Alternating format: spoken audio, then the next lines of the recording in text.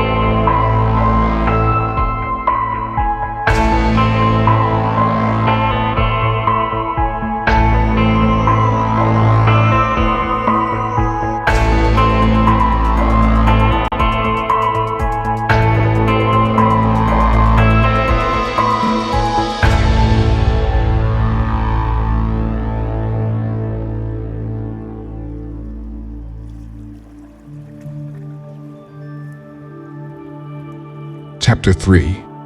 Procurement. The room was dark, very dark. It wasn't scary or anything like that. There were a group of people around him to keep him company. They made him feel secure. Besides, he also had his father beside him. This wasn't typically a dark room. It was probably always lit up, with lots of people walking in and out of it, amongst their busy everyday lives at one point. He stayed close to his dad. He didn't want to be separated from him. It was an easy task.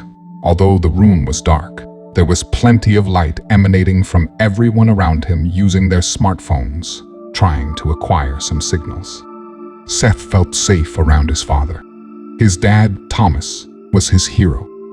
He was an in-shape, middle-aged man with a very recognizable face. He had sandy blonde hair, was mildly tan, and always had a neatly trimmed mustache. His eyes were brown, but were dulled as they hid behind his thick bifocal glasses. He never was sure what his dad did for a living. He worked as a private contractor and was always in some other country. It sounded pretty boring to the other adults in his life, but it intrigued him. All he knew was that whatever it was his dad did for a living, he knew he wanted to do that too. His mom and dad were divorced from all the long extended overseas business trips, which meant he didn't get to see much of him. But he had his dad now, and he needed him now more than ever. Seth looked up at his dad. "Seth, you need to stay down here. I have to go up and see if I hear or see anything." Seth wasn't afraid. He knew his dad wouldn't let anything happen to him. Besides, he thought to himself, he was 12 and old enough to handle himself. In the soft glows of the bouncing electronic lights, he gave his father a nod in confirmation, along with a soft, raspy, "Okay, Dad." Thomas continued to speak as he stood up from his and his son's once huddled and crouched positions. "Stay by your new friends," he said with an assuring smile, while throwing a glance at the two kids sitting next to Seth. With that, his dad walked over to a man he had been talking to just before this exchange and began to whisper with him. Thomas then turned and gave Seth a smile as he proceeded to walk upstairs with the stranger. Seth sighed as he watched his dad make his way up the stairs and slowly disappear around the corner of the stairwell's first landing. "My name is Seth. What's your names?" Seth said, as he turned to the two frightened teenagers next to him. "I'm Beck. This is my little brother, Trevor." Seth, looking at the two, gave a weak smile as he tried to make the sudden temporary norm feel normal. He noticed the teenage girl had taken some paper and a pencil from one of the desks and was frantically writing everything down from things she was reading off of her phone screen. He slowly drew his gaze to the dark, shadowy landing where he had last seen his dad. He became transfixed and began to lose himself in the depths of that darkness on the stairwell as a feeling of despair began to pour over him. "Seth, you okay, man?" Seth quickly snapped out of his daze. He could see the blank ocean seas with a slight disturbance in the waters where a boat had previously anchored itself before slowly sinking to the water's depths. Seth looked back at Trevor. "Yeah, just a little rattled. Paco was my dad's good friend. We had barbecues with the man, for Christ's sake. I thought getting to him was gonna change everything." "I know, Seth," but Seth interrupted. "No, you were right. I don't know why I didn't see it too. I'm sorry, Trev." "I'm sorry too, Seth," Trevor explained while looking back at the darkened ocean where the boat had once been. "The world's different now. Everyone's changed. You were just too close. You couldn't see it this time. Come on, we got to get out of sight before anything else comes along." Trevor and Seth turned to join the rest of their group. Eugene, Anne, and Beck were near the sand's edge, close to the labyrinth of trees awaiting the team. They were all sitting, entertaining Caleb and Delilah with some stories, while effortlessly drawing in the sand underneath the moonlight. Seth walked over to Jack and knelt down next to a man in all black on his knees, with his hands tied behind his back. He was kneeling in front of Jack as though he were his prisoner. He had his head bowed as one would bow their head for prayer, except he didn't have his eyes closed. Instead, he had them wide open, paying close attention to his surroundings and his captor's activities through his peripherals. As Seth knelt next to the man, thinking how to word his warnings, Trevor stood closely by while keeping a lookout on the darkening beaches and vast ocean's horizon. "We handled your friends, and we will handle you if we have to. Don't fuck with us. Jack, the man standing behind you is a trained killer. He doesn't miss. He'll be watching you." The man turned his head slightly and looked at Jack through the corner of his eyes. "And so will we. Cross us, and you'll end up just like your buddies. At the bottom of the ocean, in a fucking cage. Now, what's your name?" The man lifted his head and looked up at Trevor. He froze for a moment, then looked back down at his interrogator and answered. "Joe." "Okay, Joe," Seth stated with a sarcastic tone. "Who the fuck is the Chancellor?" Joe lowered and shook his head in disbelief and let out a small chuckle. He began to explain to Trevor and Seth all about the Chancellor and what they were up against. The locals called him the Chancellor, not because he was a politician, but because he ran the town of Esmeraldas. He hadn't always run the town. He used to run a portion of the Mexican cartel known as the Beltran Leyva, back before the nuclear crisis. That was before the FBI had finally caught up with him with the help of the Mexican government. He was being held in a United States Penitentiary Administrative Maximum Facility, also known as the notorious ADX of Florence, Colorado. It was quickly dubbed by the world as the only supermax prison system, along with most other prison networks across the globe. In the thick of nuclear devastation, the prison's entire security network crashed, and all security guardrails were swiftly breached by inmates and outside mercenaries. The Chancellor, then known as Lazar, was widely sought after by allies and enemies alike. Lazar, knowing he must move quickly, found his way to an underground tunnel system buried deep under the prison.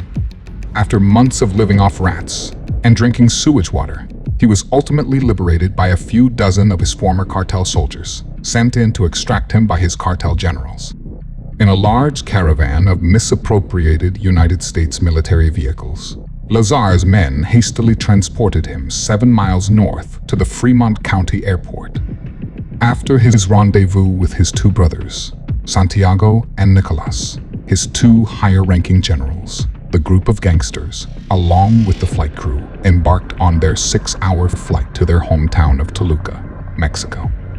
Once they hit the tarmac of the Adolfo Lopez Mateo International Airport, they promptly identified the unsustainable state of affairs that was once their home, the town of Toluca.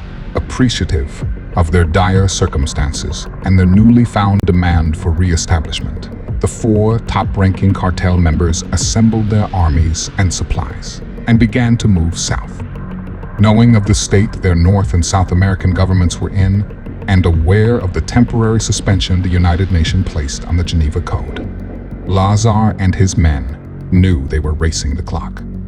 Being a homeless cartel left them unfortified and vulnerable. They also knew that this newly broken system of scattered and unorganized government agencies provided the Beltran Leyva with an unprecedented opportunity. They began rapidly making deals and verbal contracts with the scattered Russian insurgents as they aggressively moved south, ultimately settling into the devastated and half-vacant city of Esmeraldas. Now, under Russian protection, Lazar and his army made Esmeralda their new headquarters, annexing the extensive Spanish colonial-style Capitol building for the Beltran Leyva cartel. Unlike Toluca, Esmeralda still had a large, somewhat functional community. Although most of the structures of the city were in ruins and on par with the rest of the world, without power or running water, Esmeralda was far from any red zones. Word of Lazar's arrival spread through the thinned population of the city expeditiously, and he quickly became known as the Chancellor. His foot soldiers took up the mantle of law enforcement and descended on the town with exacting force and unmatched impunity. The citizens of the town lived in fear of any incoming Beltran Leyva officers and did what they could by any means necessary to avoid confrontation. Some residents were recruited and mobilized throughout Ecuador, creating a vast, far-reaching espionage network of the Beltran Leyva cartel.